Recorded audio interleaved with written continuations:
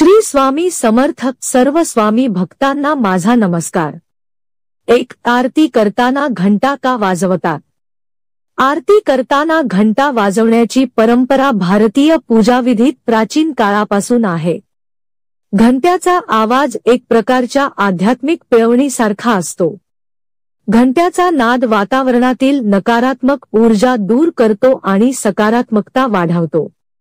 प्रत्येक घंटाच्या ध्वनीत विशिष्ट लहरी असतात, ज्यामुळे माणसाचे मन आणि शरीर एकाग्र होतात। घंटा वाजवणे एक शुद्ध करणारी क्रिया मानली जाते। साधारणपणे घंटा वाजवताना त्या ध्वनीमुळे वातावरण शुद्ध होतं आणि पूजा किंवा आरती करत असताना भक्ताची मनःस्थिती शुद्ध होण्यास मदत होते। पौराणिक दृष्टिकोनातून घंटा हे देवतेच्या उपस्थितीचं प्रतीक मानले जातं। ज्याप्रमाणे शंख आणि घंटेचे ध्वनी पवित्र असतात, त्याचप्रमाणे त्याच्या वाजण्याने देवतेचे दर्शन होण्याचा संकेत दिला जातो। 2. प्रसाद कधी आणि का घेतला जातो? प्रसाद घेणं एक अत्यंत महत्त्वाची भक्ती पद्धती आहे। देवतेला अर्पण केलेली अन्न किंवा इतर सामग्री भक्तासाठी आशीर्वाद आणि देवतेची कृपा मानली जाते। प्रत्येक पूजेनंतर प्रसाद घेणे हा एक शुद्धता आणि भक्तीचे प्रमाण आहे। एखाद्या धार्मिक ठिकाणी आरती नंतर भक्त प्रसाद घेतात, कारण त्याला देवतेच्या आशीर्वादाचा अनुभव होतो। प्रसाद घेणे म्हणजे अन्नाचा त्याग किंवा त्यातली दिव्यता ग्रहण करणं। अन्न किंवा इतर अर्पण केलेले पदार्थ हे देवतेच्या कृपेने शुद्ध होतात।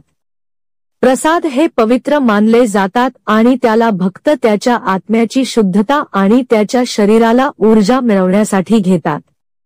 त्यामुळे प्रसाद घेणं म्हणजे एक प्रकारे देवतेच्या कृपेचा आणि आशीर्वादाचा स्वीकार करणं होय। 3. शंख का फुंकतात आणि त्याचा आध्यात्मिक अर्थ काय? शंख हे हिंदू धर्मात एक अत्यंत पवित्र साधन मानले जाते। त्याचा वापर पूजा किंवा धार्मिक विधींच्या वेळी अत्यंत महत्त्वाचा आहे। शंख फुंकणे म्हणजे फक्त त्याचा आवाज काढणे नाही, तर ती एक शक्तिशाली आध्यात्मिक क्रिया आहे।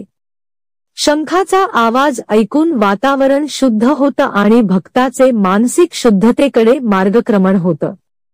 पौराणिक कथा सांगतात की शंखाचा आवाज समुद्राच्या खोलातून आला होता आणि तोच आवाज पृथ्वीवर देवता, संत आणि ऋषींना एकत्र करणारा असं मानलं जातं।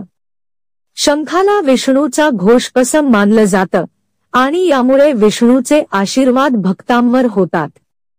4. पूजेमध्ये तुळस का वापरतात? तुळस ही एक अत्यंत पवित्र आणि आध्यात्मिक वनस्पती आहे। हिंदू धर्मात तुळस म्हणजे एक देवी असं मानलं जातं आणि त्याला तुलसी माता असं संबोधलं जातं। तुळस पवित्रतेचं प्रतीक मानली जाते आणि तिचा वापर पूजेमध्ये देवतेच्या आशीर्वादांसाठी केला जातो।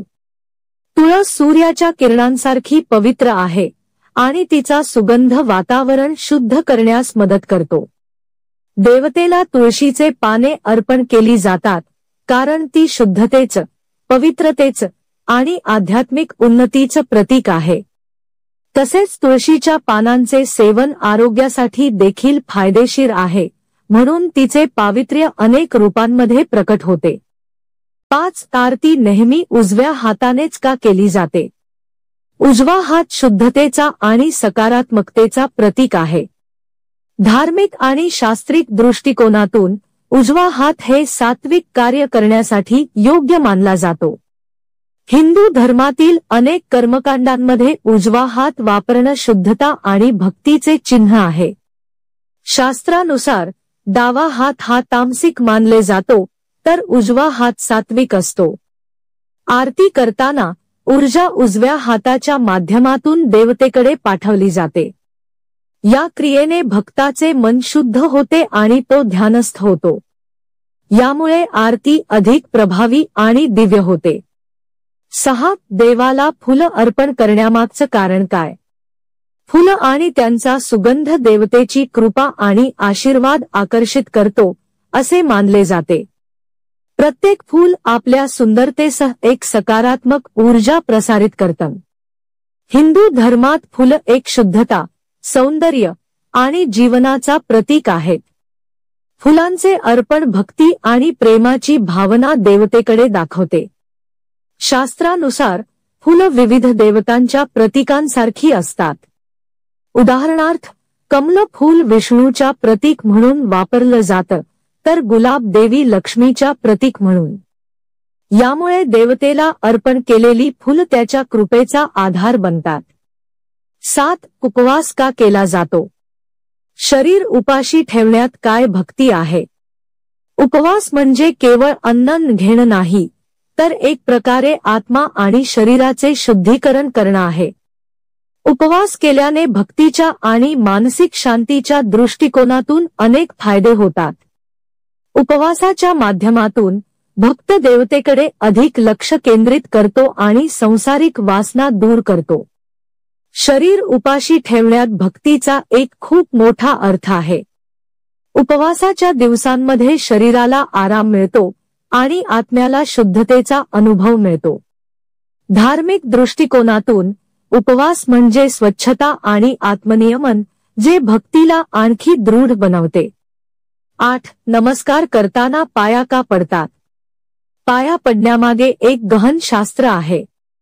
भक्त जेव्हा आपले शरीर आणि मन शुद्ध करण्यासाठी आपल्या गुरु किंवा देवतेच्या पायाशी नमस्कार करतात, तेव्हा ते आपल्या अहंकाराचा त्याग करतात.